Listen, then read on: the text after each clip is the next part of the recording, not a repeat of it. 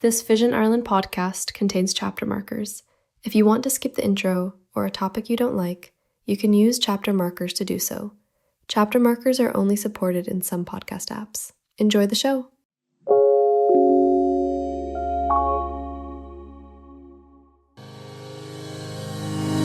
Welcome to Talking Technology with VI Labs. At VI Labs, we believe technology is the single greatest enabler for people with sight loss and all disabilities. If you're looking for the latest news and conversation on tech from a more accessible perspective, you've come to the right place.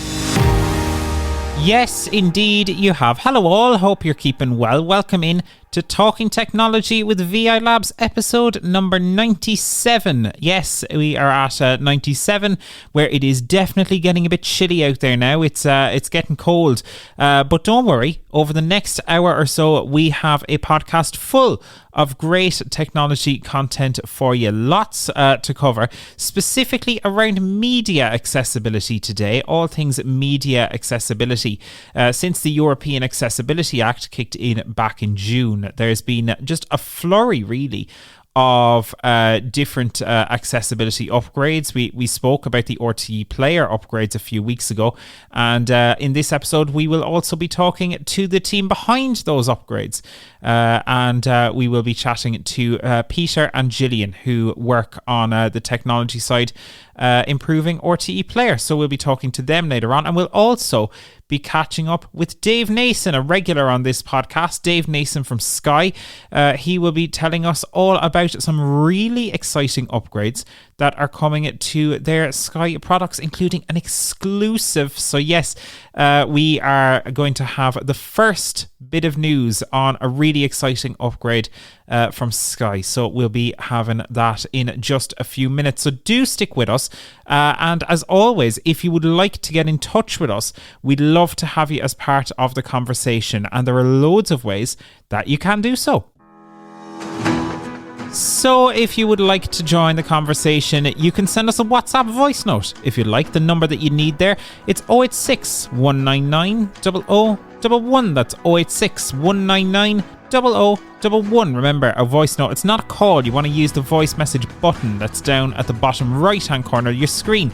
You can also, if you'd like, send us an email. It's content@vi.ie. That's content@vi.ie.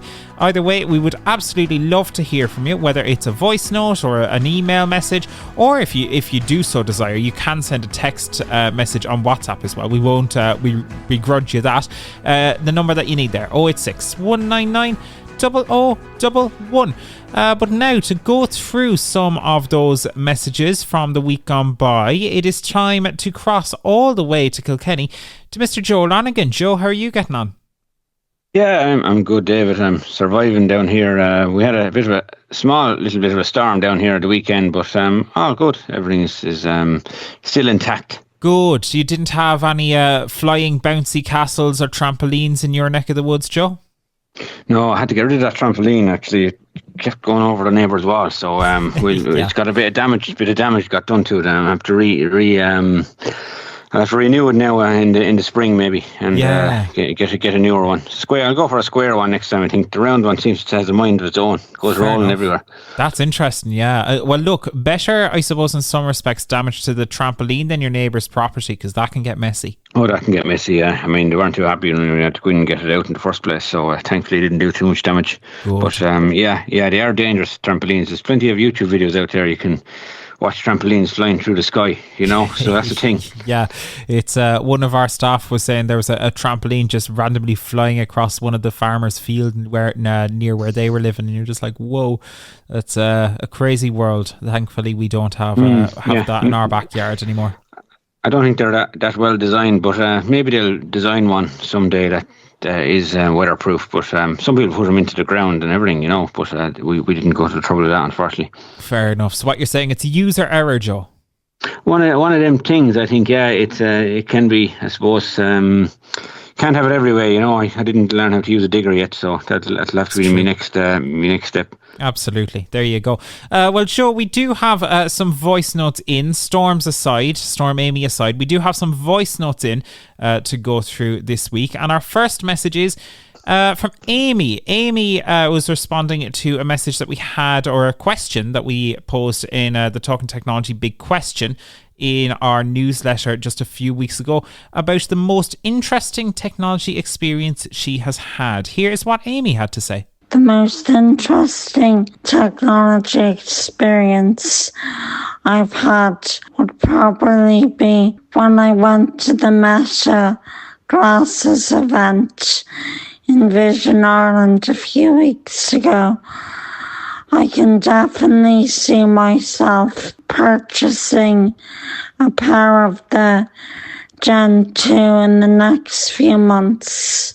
You and many more, Amy, I think. They are seemingly quite popular. And there were lots of people at that Meta Glasses Day just a few weeks ago. Great to hear positive feedback that people seem to enjoy that kind of stuff, Joe, isn't it? Yeah, thanks, Amy. I know Amy we had a training event with her recently, and ChatGPT as well. She's very positive there. Also very positive about the glasses, and I can see why they are very interesting, and they are a fun product to use, as well as being handy and good for people with vision impairments. And it's the great thing about smart glasses is, in my opinion, is using them hands free. Having that, like, Be My Eyes or whatever you might be using on the glasses hands free is great. I was using them only recently to get past an issue on my TV. There was a question asked and the TV went silent. The screen reader didn't work, and I just said, "Hey, Meta, be my eyes," and then got through to a volunteer, and they were able to read the TV screen for me, and I was able to select and move to the next step. But the great thing was I didn't have to hold my phone and get directed to move up, down, left, right, all that kind of stuff. So that was handy. So I can see why people are interested in them, even for taking a quick photograph. Like, just it saves it in your in a Meta folder in your photo library. It's great, actually. So there's loads of positives with the Meta glasses, and as well as that, this is the year of the smart glasses, as we've said before. Absolutely. And we'll be talking more about smart glasses later on, because there's rumours that Apple are working on smart glasses. We'll talk about that later on in the show. But Amy, thank you so much for the voice note. Really do appreciate it. And who knows, hopefully you'll have a pair of Meta glasses soon. And if you do, be sure to share your thoughts with us. Thank you so much. Another person who sent us a voice note in is a regular contributor to Talking Technology. Edvard has had his first experience of iOS 26, and is he happy? No, he is not. Hi guys, my god, I thought iOS 26 would be the best update, but apparently it's the worst update. I'm a really unhappy camper, as you may call me in your next episode, and feel free to call me that, because I am. Basically, well, firstly, I was expecting the big update, the big redesign, all the features and all that kind of thing, but most of the features are Apple Intelligent focused. So I don't get the workout buddy, even though I have a compatible watch and uncompatible phone, and it requires Apple Intelligence. Secondly, I don't get the battery charging feature. How long it's not telling me how long I have left to charge, because that's also an Apple Intelligence feature. Like, I just have a regular iPhone 15. How dare Apple does that? Look, we'll pause that voice note just there for 1 second for Edvard. Edvard is absolutely not a happy camper, Joe. Not impressed with iPhone or Apple's iOS 26 at all. No, he's not a happy camper, that's for sure. I can feel his pain. I suppose he thinks, and he does have, I suppose, a recent iPhone, and but it doesn't have Apple Intelligence, what I understand from his message, and then that doesn't link him exactly the way he wants to on his devices. For example, whatever workout buddy or whatever it might be, or checking, updating with the time and stuff like that. So yeah, it's disappointing sometimes when there's a new update. It takes a lot of getting used to, and you can get confused with all the different updates and trying to line them up with your new devices and stuff like that. So I can understand where Edvard is coming from. And again, thanks so much for the voice note, Edvard. Keep keep the feedback coming in, because people love to hear stuff like that, and it does teach other people the way things work. Absolutely. He makes a very valid point, because you do need, yes, you need a compatible watch, you need a compatible phone, you need all your products to for everything to work smoothly. Not only does one need to be up to date, but they all kind of need to be up to date, which can be very frustrating in ways, can't it be? Yeah, and you need a really heavy, chunky wallet as well, David, to buy all these products. So it's not going to be easy to update your watch, your AirPods, your phone all at once either. So I suppose that is the other issue for a lot of people as well. So you might buy an iPhone SE 2022, and then you say, oh, that's fine, it's working away, I have the home button and all, and then you could buy the watch like Edvard has done there, but you find all the great features you've read about and watched on YouTube, they don't sync in with the phone that you think is fine. Yeah, it's a tricky one, but it's only going to kind of continue going that way, unfortunately. But who knows? Edvard did have a follow-up question, though, so let's restart Mr. Edvard's voice note and continue where we left off. I have a question for you as well. How do I revert to the old classic camera mode? Because I can't find the option. When I looked up on YouTube how to revert, and it told me go into settings and then scroll down until you find the old classic mode. But I can't find it in the actual settings app. So if you guys figure it out, let me know, please. Thanks. Thanks again, Edvard. I did look into this issue, and Joe, I think poor Edvard is going to hate me, because Edvard, the reality is you don't need Apple Intelligence for that, but you do need an action button, so it's not going to work on your phone, I'm afraid. I know it's literally, it re-emphasizes the point he was making earlier, but it just goes to show that even a recent phone like an iPhone 15, you're missing out a bit, aren't you? You are missing out a bit. Could he, I suppose, look, Christmas is coming. Maybe you could update from the 15 to the 16. It mightn't cost a hell of a lot if he was able to sell the 15, get the 16. He might have the features he needs. But it is, as you said, you can miss out on a few features and stuff like that. It can have a few disappointing moments like Edward's having there, and a few frustrating moments, because it is a big learning curve as well when they do a total new update. I know the basics all work the same, but if you're into doing anything different, sometimes it can put a few blocks in your way. Absolutely. Even upgrading, maybe if you desperately wanted Apple Intelligence features, I mean, maybe there's an upgrade there from the 15 even to the 16E, which might be slightly cheaper. Like the 16E is currently a little bit under the iPhone 16, and it does have your Apple Intelligence features, although I don't know if it has an action button. So look, I suppose it all depends what you're willing to give up, and it's a tricky conundrum, because you can very easily, even by, not spending, like you spend a lot, truthfully, to get an iPhone 16e, but you're not getting absolutely everything with that, which is really frustrating for people, I think. Oh, yeah, that is very frustrating. I suppose the 16e, though, is a really good phone. I've seen it, and it's classic, but it's actually a very good phone. It has nearly all of the Apple Intelligence features. I suppose the camera technically isn't as good, but the camera is still brilliant, if you know what I mean. So I wouldn't put them off looking at the 16e, especially the battery life on the 16e is actually great as well, because it doesn't have as many demands on it as the 16, the original 16 or whatever, so the battery life, some people say you get a couple of hours in that as well. So I look, the 16e, really good phone. It's one of the ones I'd put on his short list. Good to know. It is always good to explore different options, and if you do desperately want something like Apple Intelligence, then it's a potential option worth considering. Yeah. But Edvard, for now, thank you so much. Really appreciate that as always. And a reminder to you, if you want to send us a voice note, we'd absolutely love to hear from you. The number that you need to send us a voice note on WhatsApp It's 086 199 0011. That's 086 199 0011.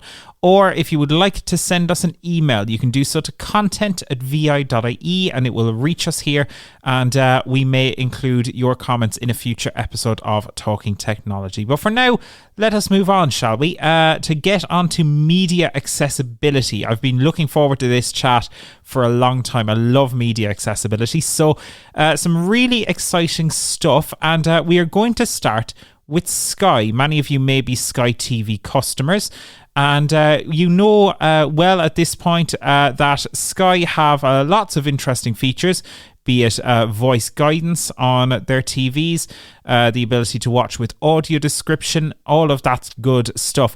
But there are some new features coming, and many more, in fact, that have rolled out just this month. So to catch up on everything that is new at Sky TV, I caught up with their Customer Experience Accessibility Manager, Dave Nason, to tell us what is going on. So joining me now on Talking Technology, I am delighted to be joined once again by Dave Nason from Sky. Dave, how are you? I'm good, David. Thanks for having me on. Absolutely. So, Dave, I suppose you guys have loads of updates to share at Sky, and we'll touch on those in a minute. But I do want to ask you, because we haven't had you on since the European Accessibility Act took effect back in June.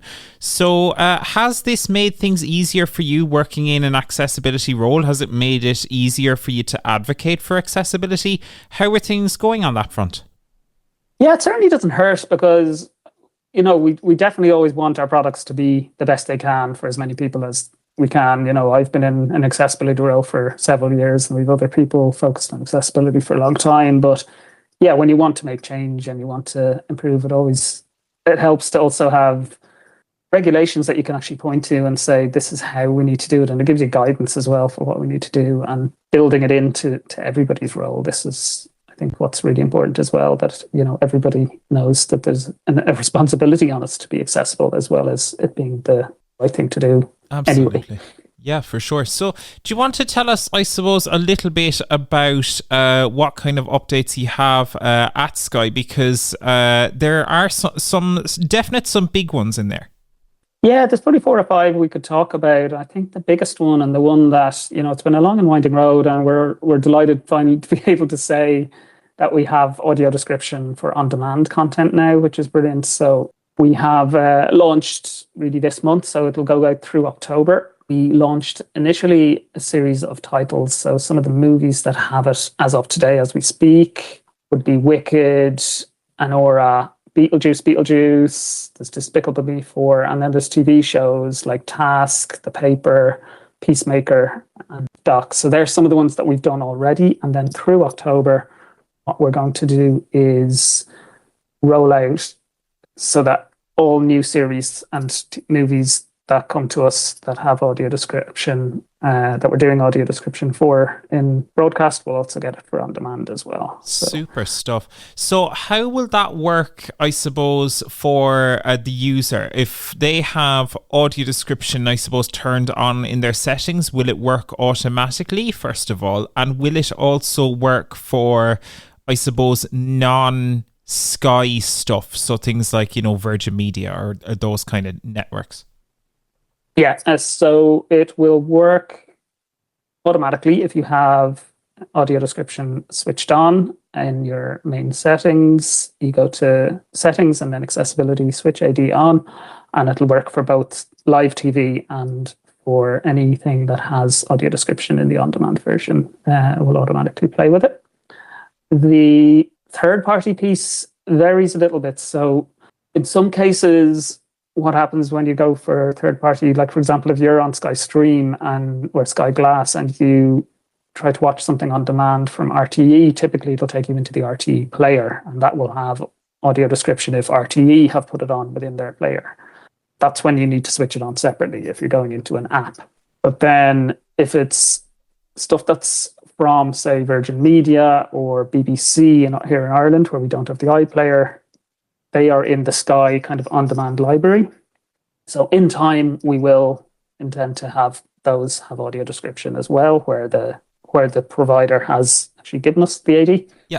but that's something we're going to work with. And so first we were getting this delivered for ourselves and for our own channels, and then we'll start to work with third parties and see, can we do the same for them? So it's not there yet, but that will come. On the way. Very good. And I should ask as well, so what platforms is that on? We recently got the Sky Stream puck at home. And I actually tried this out the other day with Task on Sky Atlantic, and it worked flawlessly. There was a few ads, and then it started playing with the audio description straight away, no problems. But what platforms is this on? We know it's on Sky Stream and Sky Glass, but is it on other platforms? Yeah, it's on all the TV platforms right now. So that will be Sky Plus, Sky Q, Sky Stream, and Sky Glass. For those who don't know, Sky Plus is the very legacy older system. Sky Q is the one that's been around since 2016, and they're both the satellite dish, so your kind of traditional Sky TV. And then Sky Glass is the TV itself that you buy from Sky, and Sky is built in and delivered over broadband instead of satellite dish. And Sky Stream, as you know, David, is a little puck that you plug into your own TV, and again, it's delivered over broadband rather than satellite dish. So they're the more modern platforms, Glass and Stream. Awesome stuff. So it's all of them have it. Sky Go then is the companion app, and that's one that will come at a later date, but all of the TV platforms have it. Excellent. So coming to Sky Go as well, that is super exciting. Brilliant stuff. So that's audio description on demand. That's probably the biggest of the improvements, but there are others, Dave. Yeah, that's one we're really excited to do. Another one is, around voice guidance. So this is the screen reader. We first delivered it back in 2021 on Sky Q, and then it came also when we released Sky Glass and Sky Stream.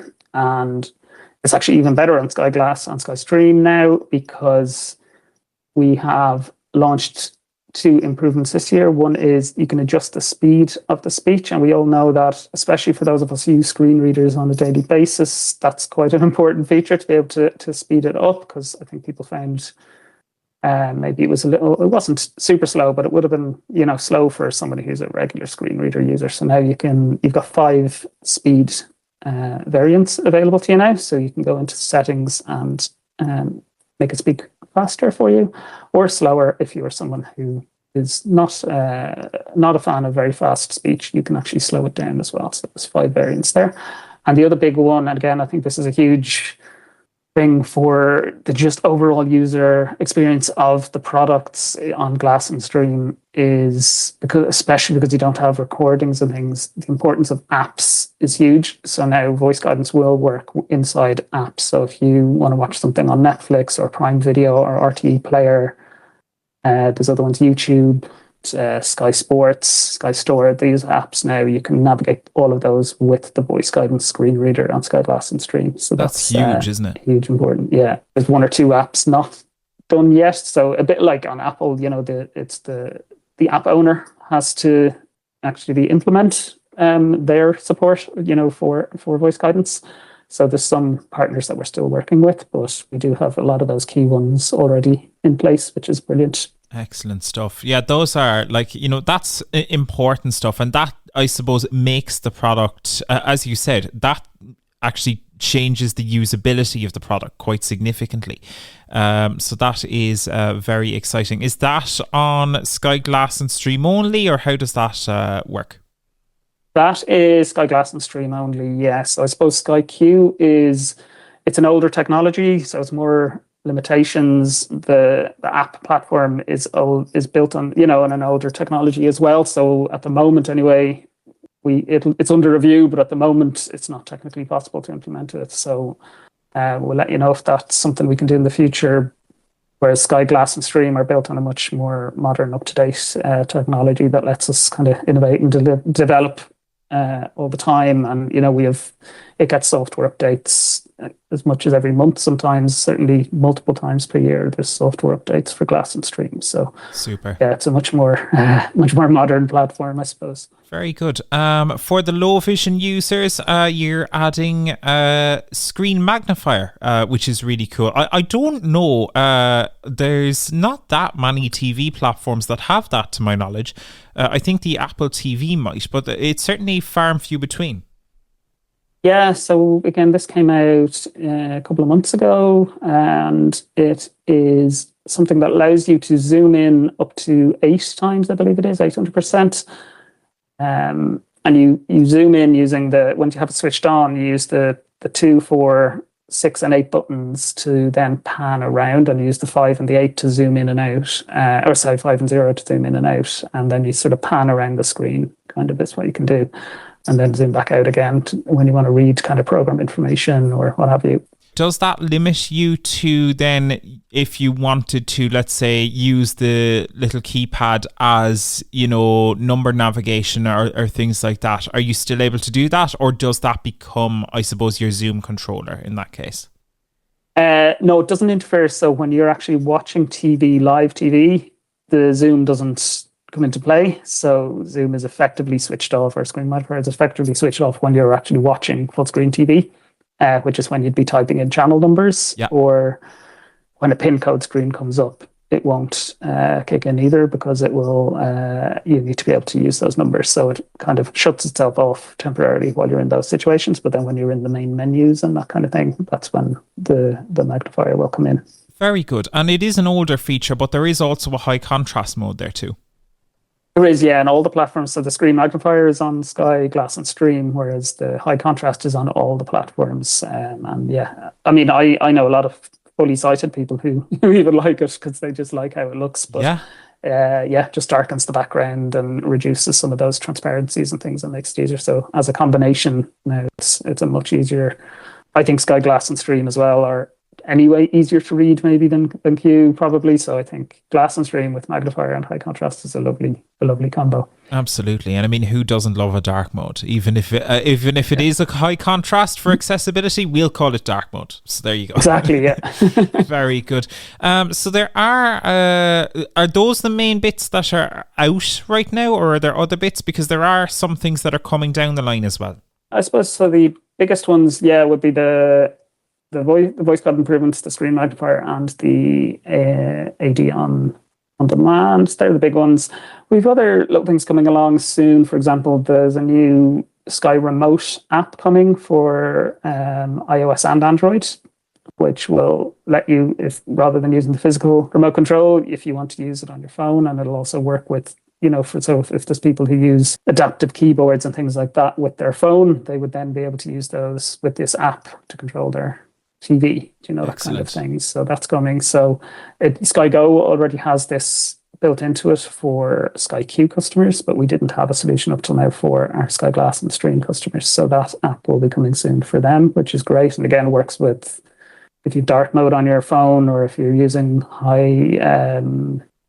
large font size and things like that on your phone as well, then you can work with that. Those on with this app as well. So that would be great to get out soon as well. And then the Sky Go app, I suppose, has just been making improvements as well, usability improvements for screen reader users and other users. So again, improvements to people who use large font. And even for me, a huge one I noticed is the better use of headings. So when you have those kind of what we call rails, where you have the kind of, the sections on a page with a lot of content, you can now, where you might have comedy, drama, continue watching, those kind of headings are now marked up properly as headings, so you can navigate with your screen reader and things like that.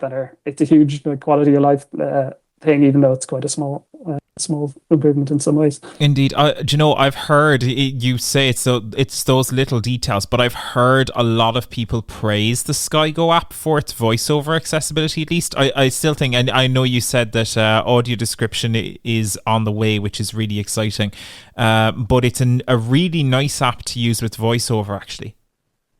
Yeah, it is. I'm one of those people, partly because I live alone and also I have some residual vision. I personally use things like Sky Go more than I use TV so often, because I can kind of hold the TV up to me. So I think maybe not more, but I certainly use it a lot for watching TV. So I think it's lovely to have that kind of voiceover support. Absolutely. So there's loads there, Dave. Loads to come as well, which is really exciting. You still have all of the integrations with Be My Eyes, the accessible help desk, all of that sort of stuff. Yeah, absolutely. So if you are whether it's getting started with Sky or, having tech support issues with your TV, with your broadband, any of it, if you would benefit from the customer service advisor being able to see what you're doing, whether that's the lights on the hub or the messages coming up on your TV screen, you can contact us through Be My Eyes in the service directory. So that's all there. Yeah, that's and we still have a dedicated accessibility customer service team as well that you can call through to if you're having any challenges as well. So. Brilliant stuff. I must say I did call Sky only recently because we were switching from our old trusty Sky Plus box over to the newer Sky Stream puck, and it was a bit scary. It played up a little bit at the beginning, but it's been working brilliantly now, which is excellent. But I must say the folks at Sky Accessibility were absolutely superb in dealing with that, so it's brilliant to have that as well, isn't it? It's great to hear, yeah. And we have as well, if you go to sky.com/help, that one of the categories there is accessibility, and there's lots of help articles. So if you want help getting to grips with voice guidance or any of those, there's articles there as well to take you through how to switch them on and use those features as well. Fantastic. Dave, an absolute pleasure as always. Great to see these improvements. It's always fantastic to see accessibility moving in the right direction. But for now, thank you so much for the updates. And we'll be sure to have you back on Talking Technology very soon, I'm sure. Thanks for having me on, David, and enjoy watching all those shows with audio description on demand now. I will do. I absolutely will. I need to catch up on tasks. So looking forward to that. Dave, thank you so much. Thank you. Always great to catch up with Dave Nason from Sky. There's some really cool accessibility features coming to the Sky TV there. Audio description on demand, the voice guidance in apps. That audio description on demand, that's huge, Joe, isn't it? Oh, that's huge, yeah. I've heard a lot of people complaining on Twitter and stuff in the past. We wanted to watch something back and no audio description and why is this and all this kind of stuff. So I suppose their complaints were legitimate, but now I suppose that will keep them quiet now. It's here and it's working, so that's great. I'm delighted. There's lots of great stuff on Sky, so watching it back with audio description, it just adds that. I suppose it just makes it watchable for us. Absolutely. You expect people on X to be quiet though, Joe? I don't think that's how that works. No, X is great for complaining, getting stuff off their chest and putting it out there in the big bad world. So yeah, that's what you see on X a lot nowadays. Absolutely. We should say as well, just when I was referring there when chatting with Dave about Virgin Media, that's Virgin Media Television. So those are their TV channels. That's not Virgin Media, the service provider. That's totally different. But Virgin Media in Ireland, they do use the actual Sky on-demand service. So if you are a Sky Glass or Sky Stream customer and you're accessing something like Coronation Street, for example, through Virgin Media on your Sky TV, that is what we were referring to. That in time as Virgin Media start to provide those with audio description to Sky, then they will be available to you with audio description on Sky. That's what we were referring to there as well, just so you know. And that support as well, Joe, in apps. I mean, that is also huge. Like, it's hard to imagine in this modern age how we could survive without a screen reader in apps, isn't it? Well, that's awesome because the reason I have so many things plugged into my TV, like an Apple TV and all the rest of it, is so I can have access to the extra apps. But now, at least, if I have Sky Stream on one TV and I have an Apple box on another or whatever, I can use the Sky Stream for everything. I can access YouTube, Netflix, Prime, did you mention Disney Plus, all those? So, yeah, and RTÉ Player as well, of course. So, I think that's probably the best feature, the best part of the upgrades, to be honest. Absolutely. Loads of stuff to come. So well done to the folks at Sky for that. Always great to see improvements. And thanks again to Dave for joining us. And another company that has been making massive strides in accessibility of late is RTÉ. And RTÉ, they recently rolled out upgrades to their RTÉ Player. We spoke previously on the podcast about upgrades to RTÉ Player on mobile and on web. Joe, you were telling me just before we started recording that you've also noticed upgrades recently on your Samsung TV.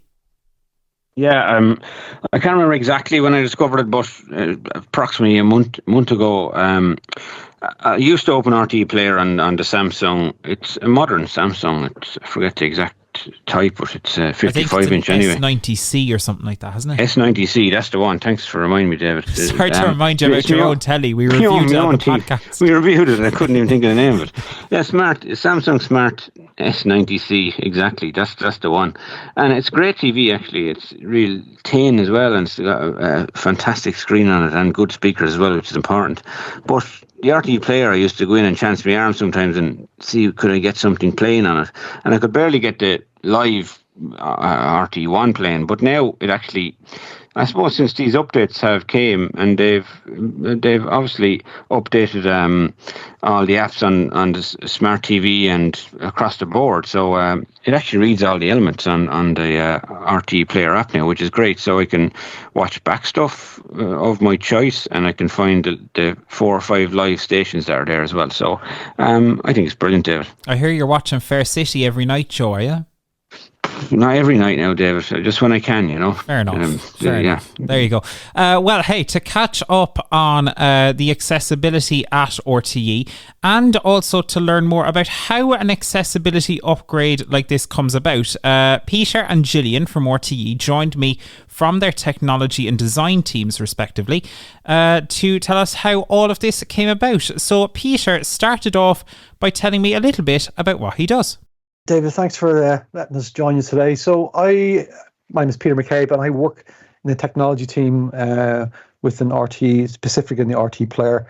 I look after release and delivery management for various different RTÉ Player features on the clients that where the RTÉ Player is available on, and I look after the kind of day-to-day management of the test team within RTÉ.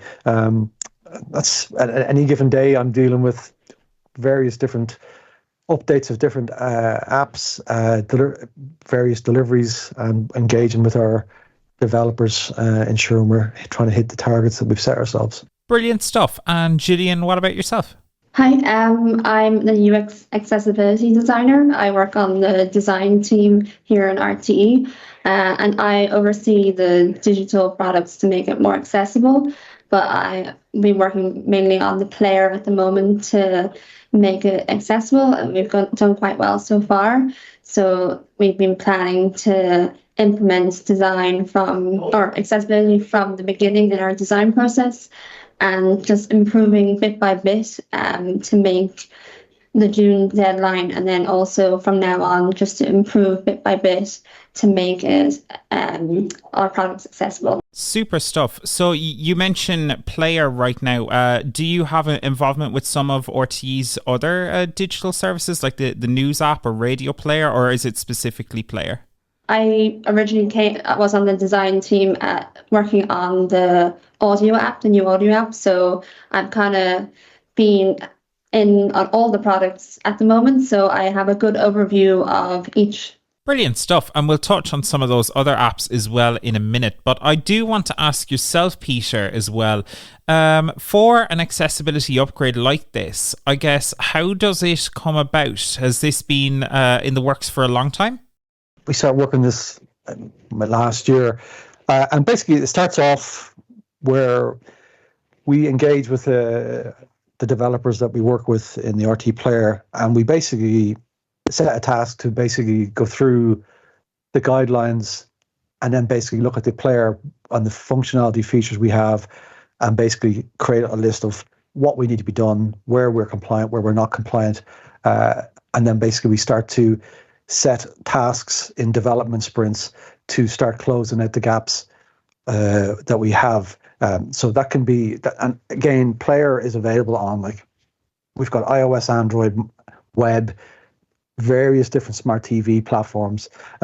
So it's a huge amount of work for relatively small teams, but we've got, it's fair to say, rapidly improved. We've got more work to do, and that's something that we're conscious of, and it will not. So as we go forward with new releases, we have to ensure that accessibility is first and foremost in our mind for any new feature we bring about. But day-to-day stuff, where what we started doing when we started the kind of review that we had done, we set about basically making sure that where a voice reader is available on whatever platform, that we can basically, the RTÉ Player is compatible with it. So making sure the labeling was correct, making sure that we have as little holes as possible, making sure nothing. So if a user's hitting a navigation mark, they need to know what it is, what it does, etc. That's what we try to do as much as possible. It's got a lot better, and I'd be the first to say we have more work to do on that. Awesome stuff. So, Gillian, then if I ask yourself, you're an accessibility designer, which is a really cool role that we don't get to hear about that much. But what does it look like, the day-to-day of designing what accessibility for an app like RTÉ Player or any of RTÉ's apps? What does that look like? So when I got the job, my aim was to do a good manual audit of the player. So looking at using JAWS and kind of like looking how best a screen reader would go through the process. And in the future, we would love to have a panel of people to go through that with, as I'm not the best person to really go through that, but that was one of the main things, is to get the screen reader and how best to go through the process.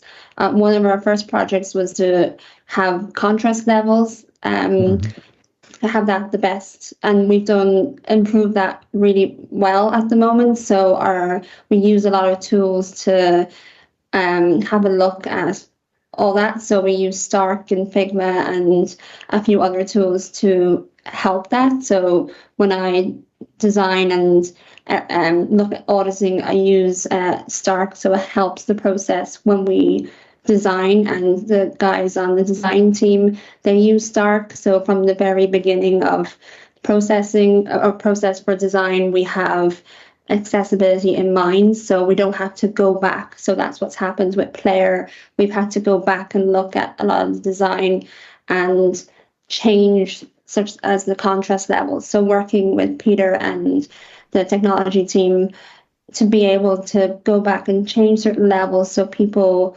are able to see a lot better. And in general, I feel like it's made the player more visible.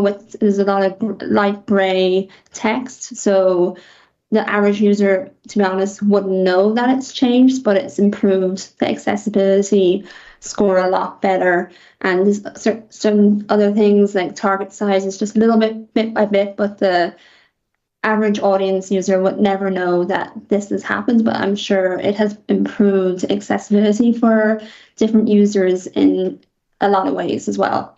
It absolutely has. So I suppose then, Peter, you work on the release side of things like that. So how has this been going kind of bit by bit? You mentioned you started on web. Yeah, we started on web, and we had the development builds that we were working with our developers and then our test team. And it was very iterative, giving feedback to the developers saying, we were using tools like JAWS, NVDA, with voiceover on the Mac, etc. These kind of tools, and going back and forth, making sure we were getting as good and as best, making sure it was working as best as we could. And then closer to the release time, we started pushing out one or two small bits and pieces of that functionality, just as part of kind of regular cycle releases. And then we did a bigger release just in June there for the accessibility piece on web. So if a user is using JAWS or NVDA, which we test on, and VoiceOver, it should be as good as it is at the moment. Again, as I keep saying, we have little bits and pieces we need to improve on, but that whole being iterative, develop, test, feedback. If it's passed successfully, great. If it's not, then we go back and we push to improve things. And then if we need to engage with Gillian on the design team to make further adjustments or get her feedback, we do. It's a very collaborative process. The testing side of it is a challenge in that everybody has an opinion. but there's no kind of like set in stone way it has to do this. Do you know why? So we're taking the best approach we can, going like, does this make sense to a user who's using the feature? Does it tell them what it is, what it does, etc.? So test is a challenge. We've been using some automation tools as well to look at overall accessibility scores. The likes of Axe doing an assessment, and that IBM has some tools as well. Little plugins you can use to see what we are, but a lot of it is manual testing, which can be a challenge when you got a small enough team. And they're also those same people who are doing web will be doing mobile, smart TV, etc. So that's how the kind of approach we do. It was very iterative. I'm big on tests and making sure things work as best as possible. But I think that's the best way of explaining that at this moment in time, David. Absolutely. And Gillian, you mentioned they're using tools like JAWS and so on. Like, had you ever used JAWS or NVDA or anything like that before this? And was that, a new process for yourself? And how did you find diving into this world?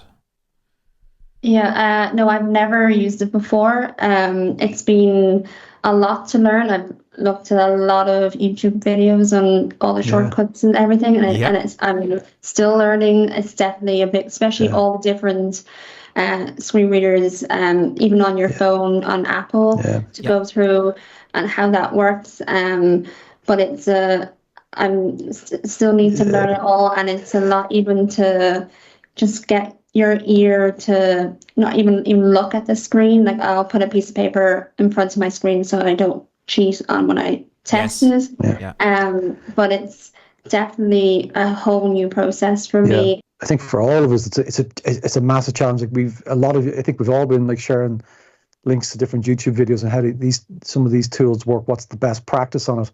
And quite frankly, in certain stages, it's almost like you're learning how to use a computer again. It is, or a mobile phone, and that's been a challenge to us all, because it makes that testing process a bit longer, but it's worthwhile because you're starting to use it like a user would.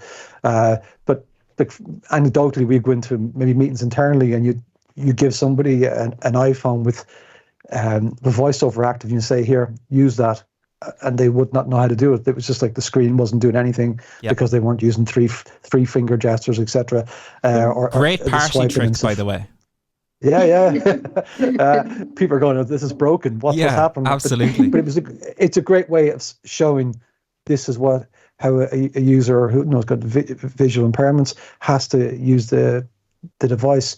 So that was a real opener. And then JAWS is like oh my God, like when you see some of the people and the speed that the reader's working at, your ear isn't tuned to that. Yes. That's been a challenge as well. So slowing things down, etc. It's been that's the kind of level we're working on it. But like, I think I've distinctly remember getting to a meeting with a couple of people in work they're going, what's happening? Show us what's happened.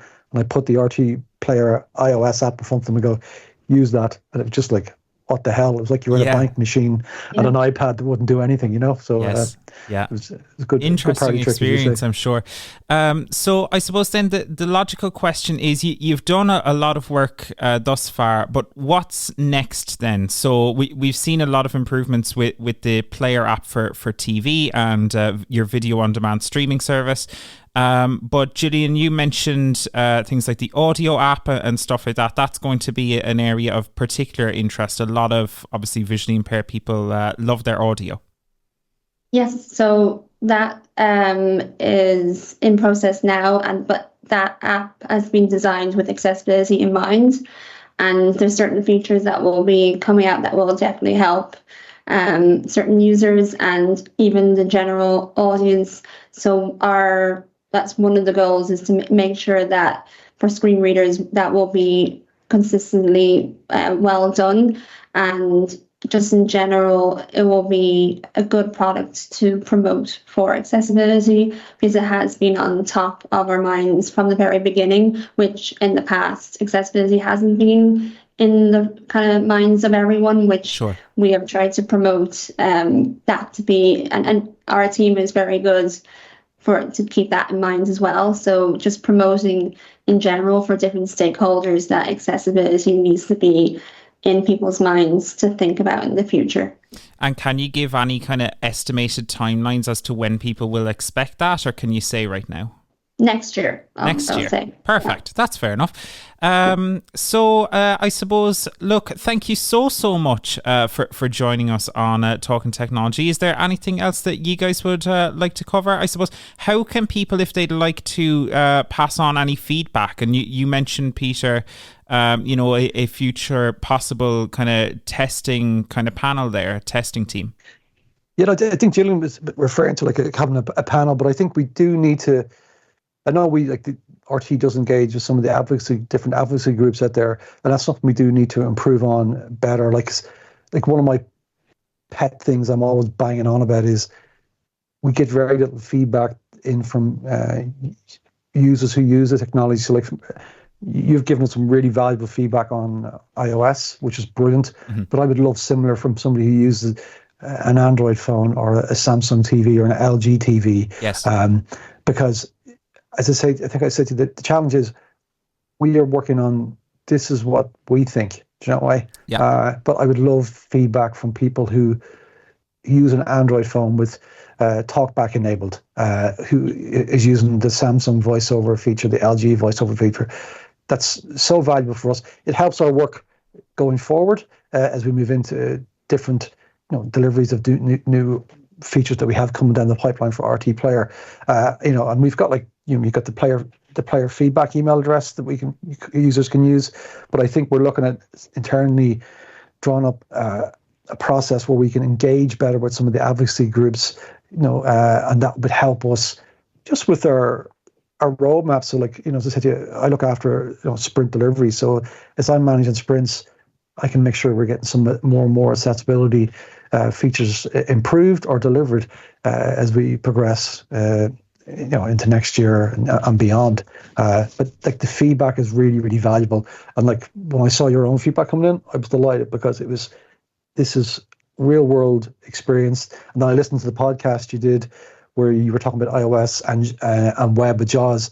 And that was really interesting to hear that kind of feedback, especially on the website as well. So the more we get that constructive feedback is really, really helpful. Super stuff. Well, Peter, Gillian, thank you so much for being open to joining us. I'm sure this isn't the last time that you're going to be on Talking Technology, but for now, thank you so much. Thank you very much.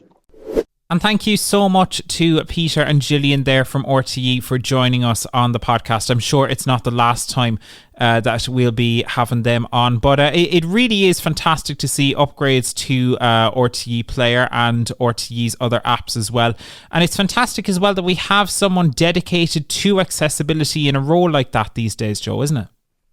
Oh, David, yeah, I'm so happy because I was there is lots of good stuff on RTÉ. I know some people slag off RTÉ and all the rest of it, but there is some great stuff on it, to watch back, and I can actually use the app now. So I noticed on my iPhone, even my older iPhone there, the iPhone 8, yeah, it's all working great now. I can actually search for a program and play back the live stations, and it's working again. It's just a relief. I remember we were messing around with RTÉ Player XL on the Chrome, on the web browser and stuff, and it was just difficult and just a laborious task trying to find programs and play them and find the parental control button and all this kind of stuff. And now even audio description is easier to access while the program is playing back, which is brilliant. Yeah, because that was something that was notoriously difficult to do. Mr. around with either subtitles or audio description, but now.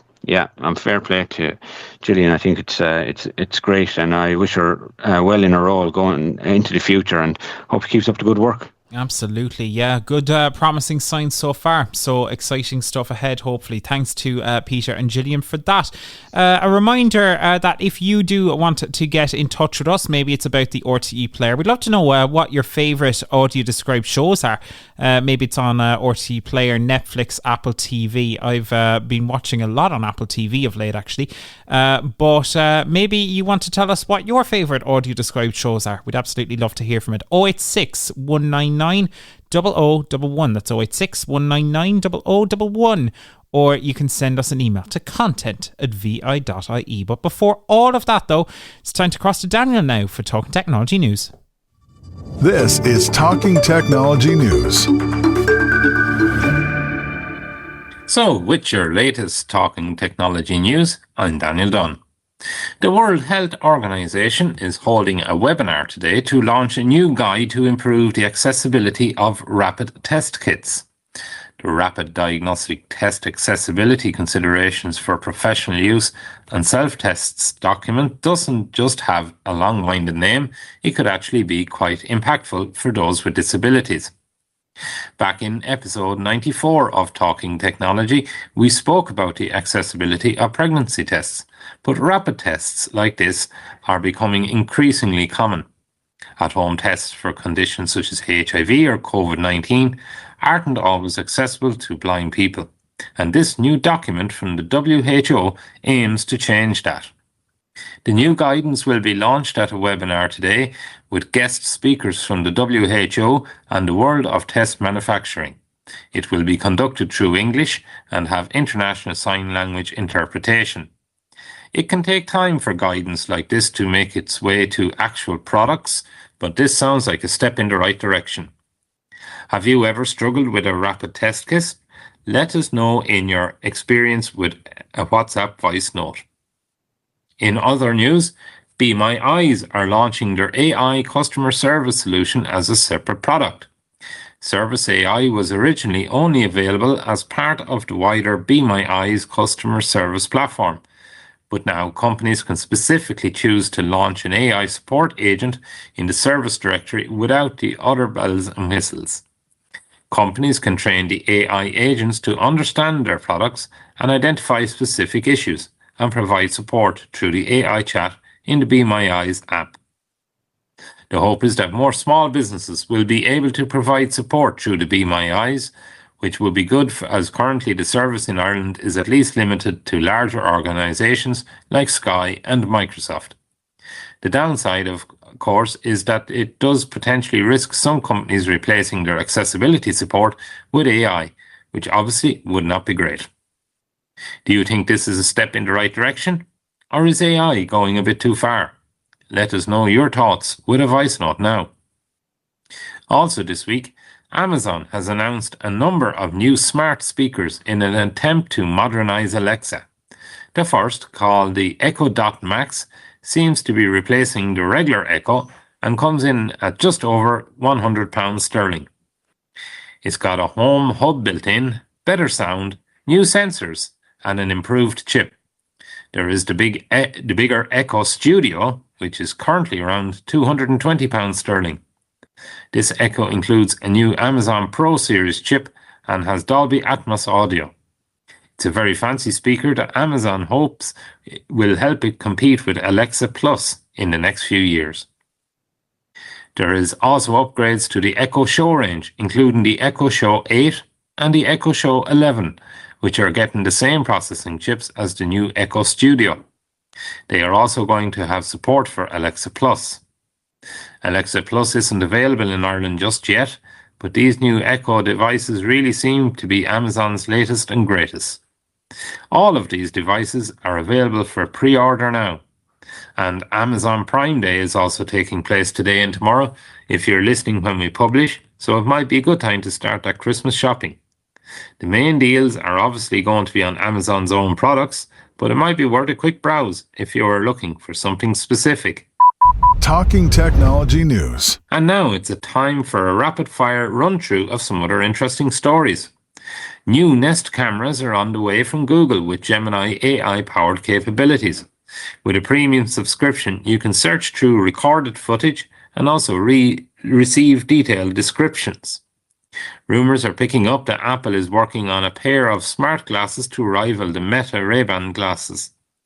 These glasses, which will reportedly include a lot of similar features to their Meta counterparts, will most likely launch in 2027. And finally, for now, audio description has arrived for on-demand content at Sky.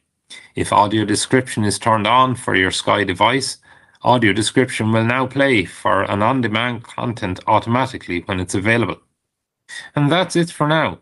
A reminder that we have lots of exciting courses available at Vision Ireland.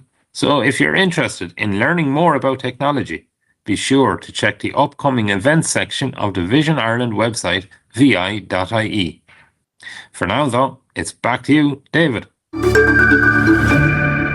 Thank you very much, Daniel. Loads of interesting stuff there. Joe, I do want to ask you, though, on that Be My Eyes story, do you think this is good news, or do you think that, we're just replacing, actual human support with AI at this point? What's the happy medium here?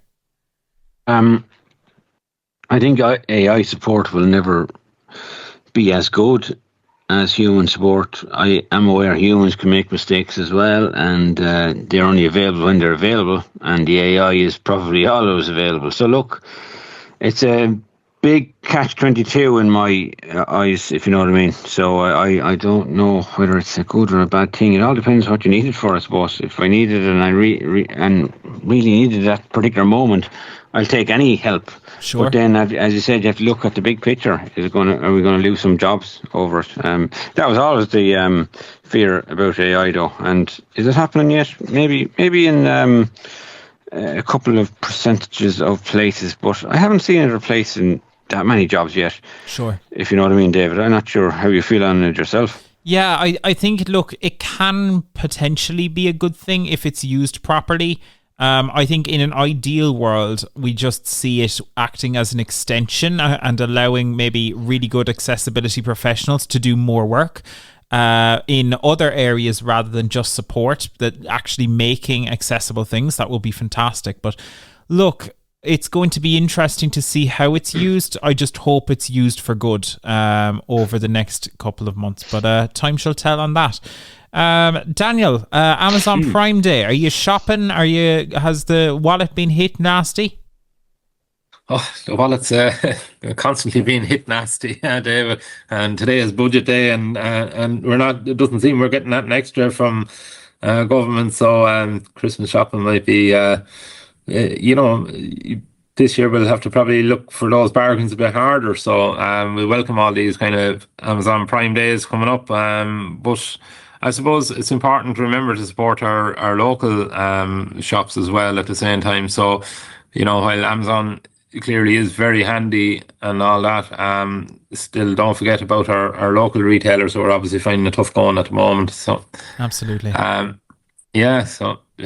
no, it'll be, certain things you can just get on Amazon, that you just can't find in your local retailer. So definitely it'll be worth a browse and see what can be picked up. Interestingly, you mentioned kind of local retailers and the high street shops and stuff there. I found it interesting this week that Deliveroo launched their delivery service outside of actual food delivery. So you can now, you need a power bank, or you need batteries, or you need, all of those just general life stuff. You need something down the pharmacy, you can look at Deliveroo. And I think that's a really interesting use case for that kind of technology. And whether it will revitalise or ultimately hurt the high street is hard to say, but it is definitely interesting. Yeah, I think if there's something you need locally and quick, and maybe there's reasons why you can't, mobility issues that you can't get out and about, or whatever, or the weather is awful or something like that, and to be able to get something that's probably important, something like from the pharmacy, as you say there, get your meds picked up and delivered. I think that's fantastic. Yeah, it just makes getting things is less stress as well. Being assured that maybe somebody was promised to give you a lift down to the shops, and something came up that they couldn't do, then you can turn to this service to get your meds, and have that kind of plan B there. Absolutely. If it's ever needed. So I think good thing. Yeah, good thing. Absolutely. It's an interesting one. We'll see how it plays out. Something we do want to do, by the way, on a future episode of Talking Technology is take a look at delivery services in general. And one of the things we want to talk about as part of that is around drone delivery. So we would be interested if people have initial thoughts on that. If they do want to send us a voice note, could you ever see yourself, trusting drone delivery? How would you like it to work? Would you like to kind of put a mat out in your garden and have it land on that, or what way would you like it to work? All I could say is, if it ever gets to, get your dinner delivered by drone and the dog is out in the garden and that's your dinner gone. Yeah. Or the neighbour's dog just hops the wall. Or the neighbour's dog or cat. Yeah, indeed. Cats can go for too. Absolutely, yeah. Have you ever seen those ones? I know a company called, I think they're called Mana, operating areas in Dublin now. Around Blanchardstown and a few areas like that you can just get your stuff and it just literally just flies to you and drops off your McDonald's for you. Like, it's crazy. But definitely an interesting conversation, and one we will have in more detail at some point. So if you do want to contribute to that, you can do so in advance. content@vi.ie or 086 199 0011 on WhatsApp. I'd love to hear from someone in I think it's just certain select parts of north of the Dublin city that has that, but I'd be very keen to listen to someone's story on getting something like a McDonald's delivery or a Burger King or whatever, and let us know how it went. I'm desperate to find one of our staff that's living in like North Dublin so we can test it out. I'd love that to be the case, that we can actually try it out and see what the crack is. But that's all future stuff. We won't have a podcast planning meeting right now. But exciting stuff ahead. And Daniel, Joe, thank you so much for that. And hey, that is about our show for this week. Thank you so much for listening in to Talking Technology as always. A reminder, we've reminded you a good few times today, but if you do want to get in touch, you can always reach us by email at content@vi.ie, or you can send us a WhatsApp voice note 086 199 0011. But thank you to everyone involved in the podcast today, to Gillian and Peter from RTÉ, to Dave from Sky, and Joe and Daniel for all their support on the show as well. Thank you all, and thank you for listening. That's our show for now. We'll be back in 2 weeks' time with another episode of Talking Technology with VI Labs, where we'll be talking all about Braille. But for now, we'll see you then. Thanks for listening to the Talking Technology podcast with VI Labs. If you'd like to support our show, please visit vi.ie/donate. Talking Technology is proudly sponsored by IA Labs, the market leader in digital accessibility services. IA Labs, digital inclusion, your legal obligation.